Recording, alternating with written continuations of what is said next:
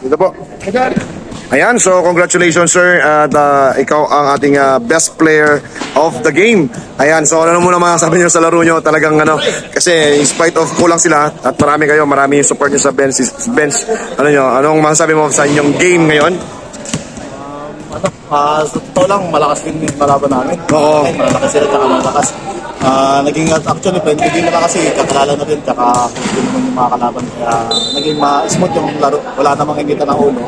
Intense na talaga yung labang pagkalaro. Iyon, tama. Ikaw naman po Sir Malo, ano masasabi mo sa game nyo ngayong araw na to? Malakas yung mukha natin, tapos malakas sila. Kaya hirap tayo makarebound. Buti na lang, kahit paano, nakakuha ng magandang posisyon yung mga teammates namin. Tapos nakaka 3 points sila kaya lumulog sa ilalim. Oo. Naging key factor sa game na yan. Pati yung defense at yung ano nila. Yung intensity sa paglalaro.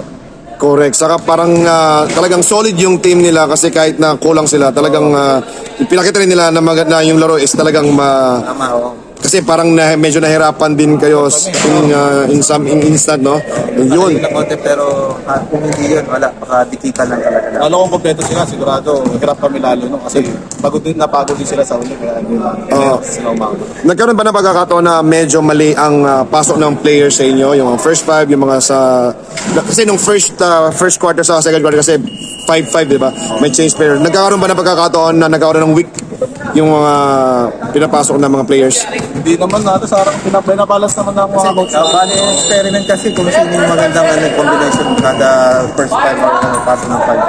Para kumbaga at least merong nagko-complement sa plays. Ayan. So far man, maganda naman yung naging takbo ng inyong laro. And congratulations once again sa Team EMS. Pang ilang panahon yun? I think pangatlo or pang-apat?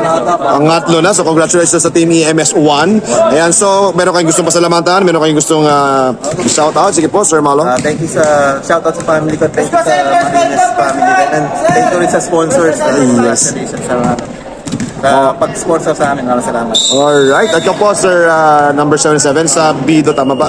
Ayan po. Salamat sa sponsor nga, Sir Leo Paris, saka Coach Mike. And then salamat shoutout din sa family ko, kay Easy Boy, kay Bianca na nasa seminar ngayon, at sa mga wala dito na teammates namin. Shoutout sa inyo. Maraming salamat sa Panginoon.